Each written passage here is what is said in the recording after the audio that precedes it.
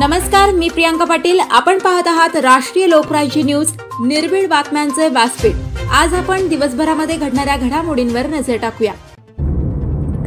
आदिवासींसाठी हक्काचे घर आणि शिक्षणासाठी प्राधान्य देणार डॉक्टर सुजय विखे पाटील। रहीमपूर येथे आदिवासी दिन उत्साहात संपन्न। विश्वनेते पंतप्रधान नरेंद्र मोदीजी यांच्या माध्यमातून देशातील आदिवासी बांधव विकासाच्या मुख्य प्रवाहात येत आहे। आदिवासी समाजाच्या उज्ज्वल भविष्याकरिता हक्काचे घर, शिक्षण आणि रोजगार मिळवून देण्यासाठी प्राधान्य देणार असल्याचे प्रतिपादन डॉक्टर सुजय विखे पाटील यांनी केले आहे। जागतिक आदिवासी दिनानिमित्त रहीमपूर येथे भव्य मिरवणूक व आदिवासी एकात्मता मेळाव्याचे आयोजन करण्यात आले। भगवान वीर एकलव्य, बिरसा मुंडा आणि इतर महामानवांच्या प्रतिमांना वंदन करून मिरवणुकीला सुरुवात झाली। हजारो आदिवासी बांधव, माता भगिनी आणि युवक युवतींच्या उत्साही सहभागामुळे संपूर्ण परिसर जल्लोषमय झाला। जागतिक आदिवासी दिनानिमित्त रहीमपूर तालुका संगमनेर येथे आयोजित कार्यक्रमात आमदार अमोल खताळ, ॲडव्होकेट बापूसाहेब गुळवे, मारुती मेंगाळ, शांताराम शिंदे, सविताताई शिंदे, गणपतराव शिंदे, सरुणा तुंबरकर, आशिष शेळके, विनोद सूर्यवंशी, अनिल बेर्डे, माऊली वरपे, अरुण शिंदे, सचिन शिंदे, पप्पू गाडे आदी मान्यवर तसेच ग्रामस्थ व आदिवासी बांधव मोठ्या संख्येने उपस्थित होते। आदिवासी साम्राज्य ग्रुपच्या वतीने भव्य मिरवणूक काढण्यात आली। यावेळी डॉक्टर सुजय विखे पाटील यांचा भव्य नागरी सत्कारही करण्यात आला। सत्कार स्वीकारून डॉक्टर विखे पाटील यांनी आयोजकांचे मनपूर्वक आभार मानले।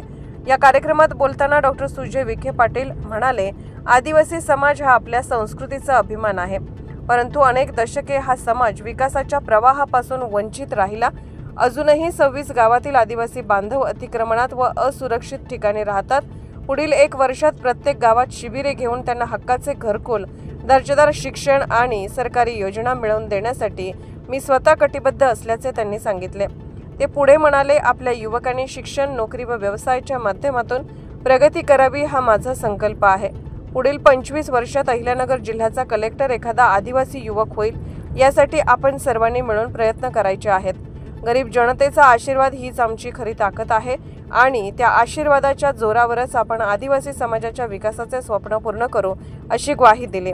कार्यक्रमादरम्यान डॉक्टर विखे पाटील यांनी आदिवासी युवकांना थेट आवाहन केले, तुम्ही माझ्याकडे नोकरीसाठी अर्ज करा। मी माझ्या घरातूनच सुरुवात करून तुम्हाला रोजगार देण्याचा प्रयत्न करेन। आपल्या समाजातील एकही कुटुंब बेघर राहणार नाही, याची जबाबदारी मी वैयक्तिकरित्या घेतो। यावेळी आमदार अमोल खताळ म्हणाले, नामदार राधाकृष्ण विखे पाटील साहेबांनी आदिवासी बांधवांना मुख्य प्रवाहात आणले। आदिवासी बांधवांना सन्मान देण्याचे कार्य विखे परिवार करत असताना आपले महायुती सरकारही आदिवासी समाजाच्या पाठीशी खंबीरपणे उभे असल्याचे सांगितले। राष्ट्रीय लोकराज्य न्यूज नेटवर्क, आश्वी। च्या बातम्यांसाठी आणि अपडेट्ससाठी राष्ट्रीय लोकराज्य न्यूज चॅनलला सबस्क्राइब करा, तसेच लाईक आणि शेअर करा।